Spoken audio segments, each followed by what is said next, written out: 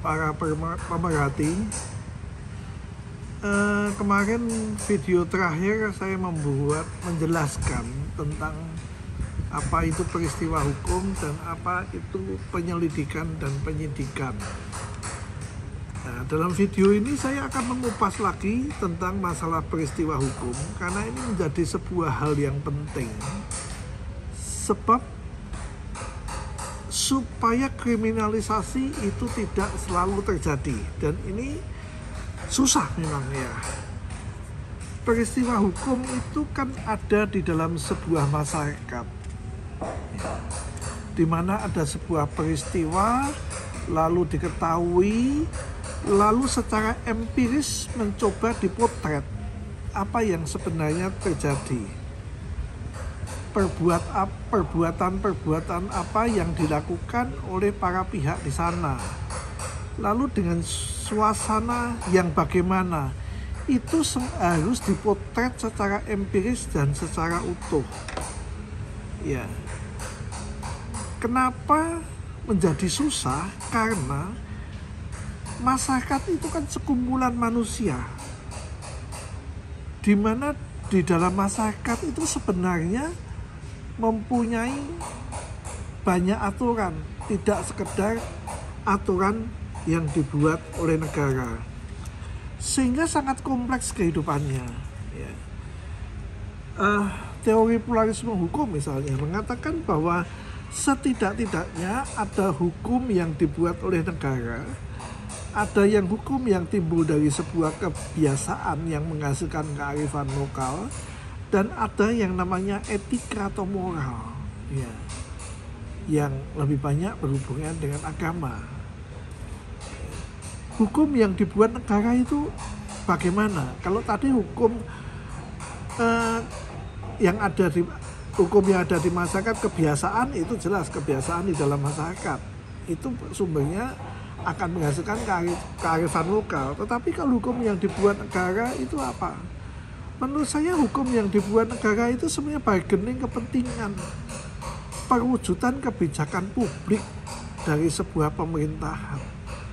Saya katakan pemerintahan di sini bukan sekedar eksekutif, tapi juga yudikatif, juga legislatif. Ya. Misalnya contoh di Indonesia, ya, undang-undang dibutuhkan pembahasan antara legislatif dengan pemerintahan. Bisa diusulkan oleh pemerintah, bisa diusulkan oleh DPR.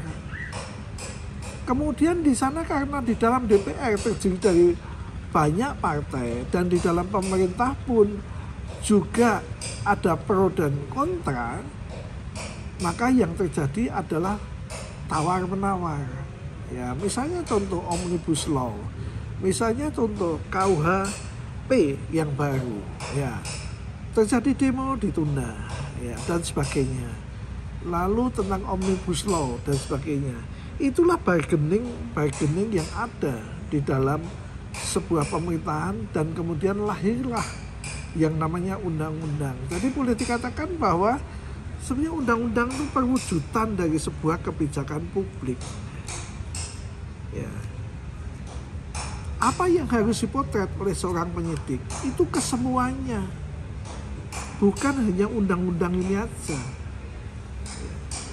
Ya, kalau undang-undang ini aja yang dijalankan, maka sebenarnya para aparat penegak hukum itu sedang menjalankan yang namanya sebuah kebijakan negara yang disimbolkan dalam sebuah undang-undang. Belum menyangkut tentang keadilan di dalam masyarakat. Karena di dalam masyarakat sekali lagi ada yang namanya kearifan lokal yang timbul dari kebiasaan, dan ada etika, dan ada moral.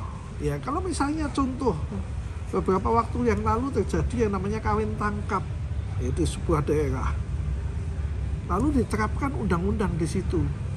Pada kawin tangkap itu ada berbau adat, ya, kebiasaan adat. Ya, ini nggak akan tercapai yang namanya sebuah keadilan. Ya, perlu sebuah proses di mana kebiasaan itu diperbaiki pelan-pelan jadi baik. Nah, inilah yang harus dipotret sekali lagi tidak bisa langsung diterapkan dalam kitab undang-undang hukum pidana. Ya. Fungsi dari penyelidik, fungsi dari penyidik, ya, fungsi dari aparat penegak hukum, fungsi dari jaksa adalah memotret ini semua. Memang dibutuhkan skill, dibutuhkan kemampuan.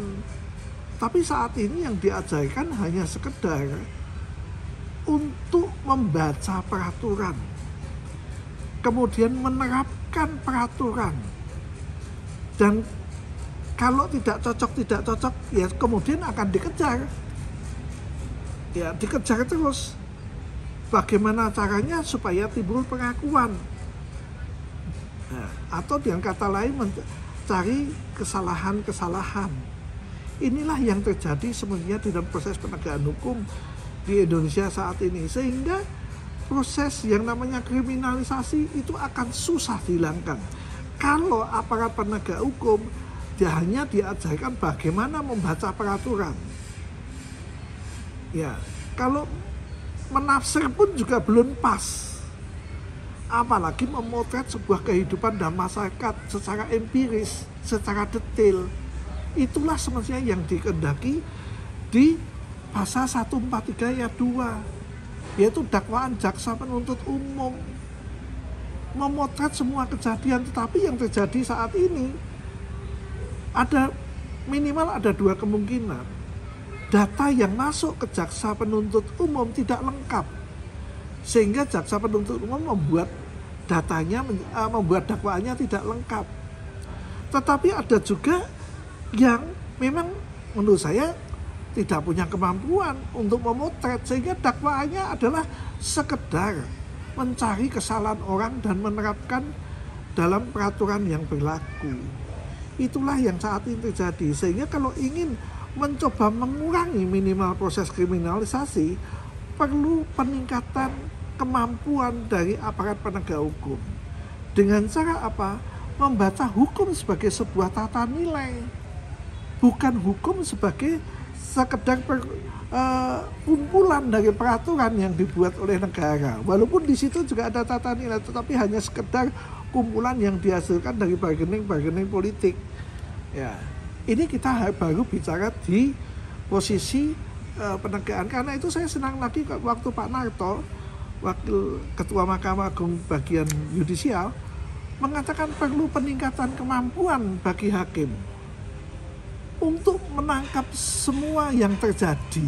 Ya, ini bagus sekali kalau itu terjadi. Saya lebih sedang menamakan ini sebagai penegakan hukum yang progresif, bukan sekedar menerapkan peraturan dari KUHP, tetapi menangkap semua peristiwa hukum, termasuk tentang kearifan lokal, etika dan moral, sehingga dihasilkan sebuah tanda petik keadilan yang lebih baik daripada yang terjadi saat ini. Ya. Kalau itu pun diterapkan, masih juga akan menyangkut tentang individu-individu orang. Ya. Bagaimana kaitannya dengan moralnya, etika dan sebagainya. Tapi minimal dengan mengajarkan aparat penegak hukum untuk membaca hukum negara, membaca hukum secara lebih luas, itu menjadi suatu syarat yang penting dalam suatu penegakan hukum. Ya, sehingga tidak ada yang namanya pemaksaan untuk melakukan pengakuan dengan cara memeriksa sampai malam dan sebagainya. Ini kita sedang bicara tentang yang namanya hukum dalam masyarakat. Ya, bukan sekedar hukum negara, ada hukum-hukum yang lain. Ya, nanti yang akan datang kita akan mencoba membahas bagaimana penegakan hukum yang progresif itu harus dilakukan.